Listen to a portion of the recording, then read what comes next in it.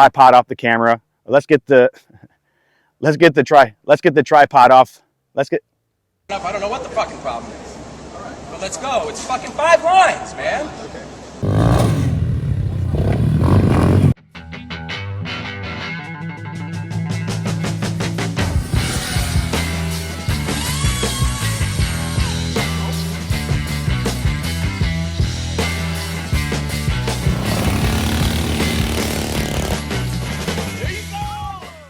What's up, everybody? Welcome to the channel. If you're new here, thank you for being here. If you're a subscriber, thanks for coming back.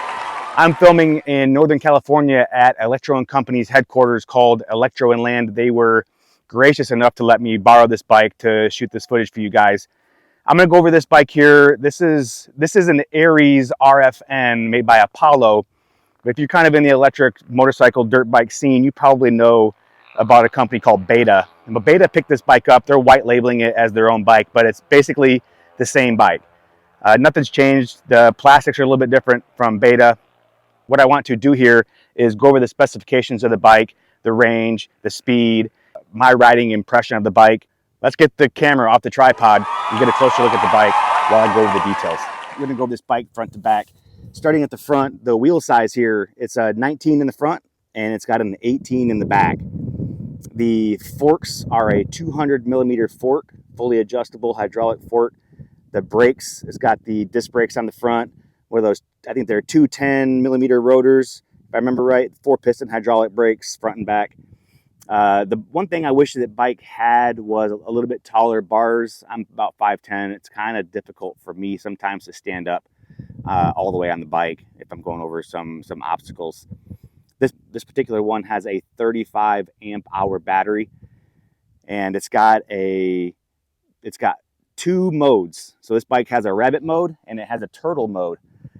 It kind of has a third mode, which is like a press button rocket mode. If you come over here on the cockpit side of the bike, you can see this selector. You can choose whether or not you want to go rabbit mode or if you want to go turtle mode, but it's got this rocket. It's push button and it gets you up to 12.5 kilowatts of power for a certain period of time. So if you're going up a hill, you need that extra boost, you can lay on that button and it'll send you. One other thing here too that I really like about this bike is the adjustable foot pegs.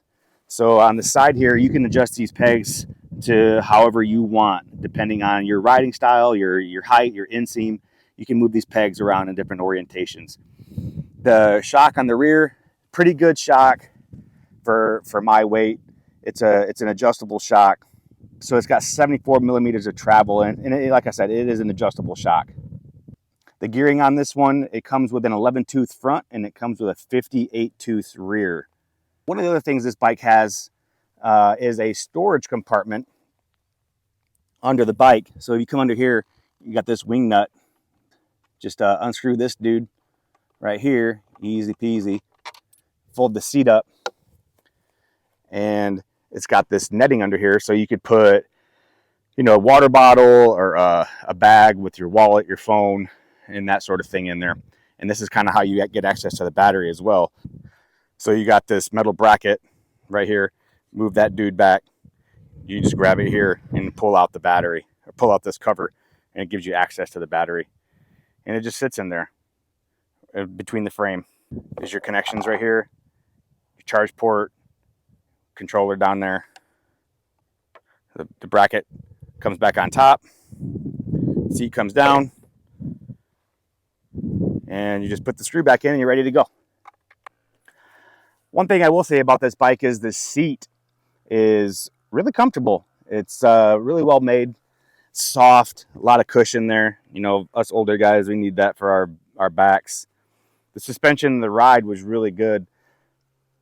One of the things that I'm kind of about is when you're going over some really rough terrain, sometimes it can feel a little loose. I don't know how to describe it in a video, but it could be tighter. I feel like the tolerances could be tighter.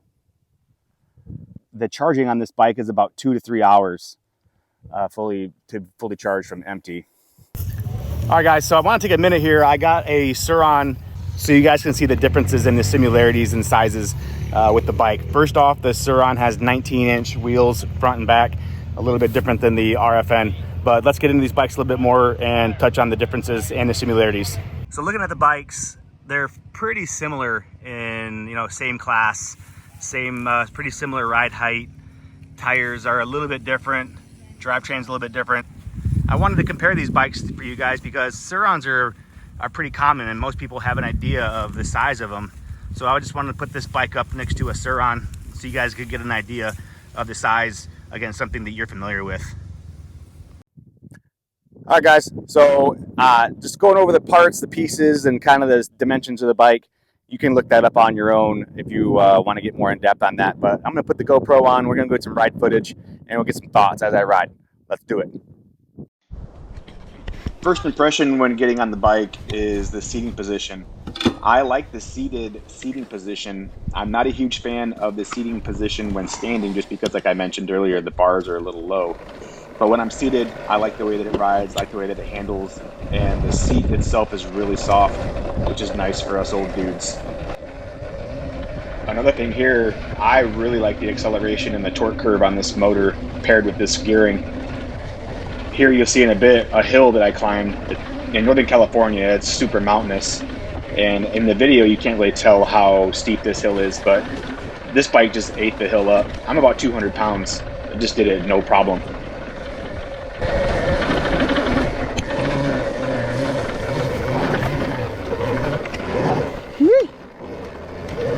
It's a huge hill. I don't know if I can tell in the camera.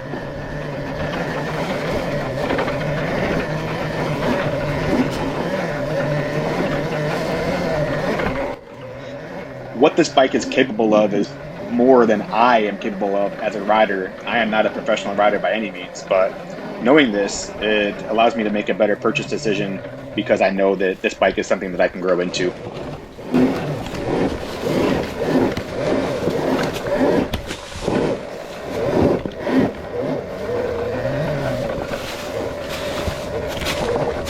God damn.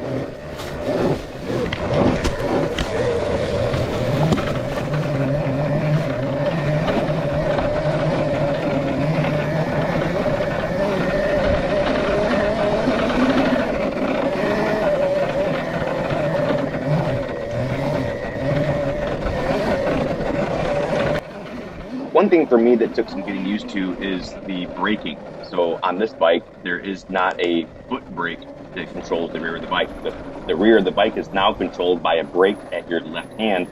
The right side is your front brake.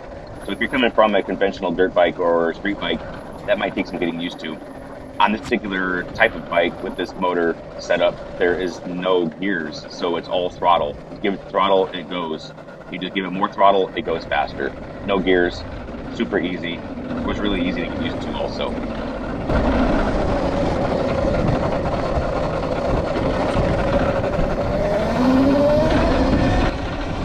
On this little speed run right here, we get up to 40 miles an hour. And I'll say, it gets to 40 miles an hour really fast.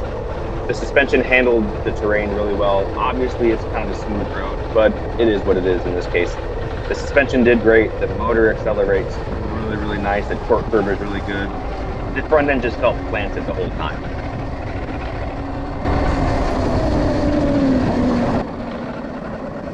In the process of making this video, I had a new GoPro mount that I was using. I come back and reviewed the footage. The camera was pointed at a bad angle. It was just bars and balls the whole time. Nothing I'd want to put you guys through. This here is footage from Electro and Company's property called Electro Land. A few of the things about this bike is it claims to have 40 mile an hour top speed, and that's if you use the turbo button on here. The range is still a little iffy. From beta, they're saying 50 to 100 miles. Now, we all know those numbers are crazy. 50 to 100 miles is it's a huge range. I maybe think we should get something a little bit more specific. That might just depend also on the battery that these things come with. So this one has a 35 amp hour battery. There's another version of this bike that's got a bigger battery that can go longer. This is the rally version. All right, well, that wraps up this video, guys. If you're still with me and you enjoy this type of content, make sure you hit the like button and subscribe button. Send this video to your buddy via the share button there at the bottom. You know, do the social media thing. If you have any questions, leave them in the comments, y'all. I get to all the comments. Have a great one. Bye. All of us here at Channel 4 News. I'm Ron Burgundy. You stay classy, San Diego. And thanks for stopping by. But mainly, stay classy. Thanks for stopping by. Stay classy. I'm Ron Burgundy. Thanks for stopping by.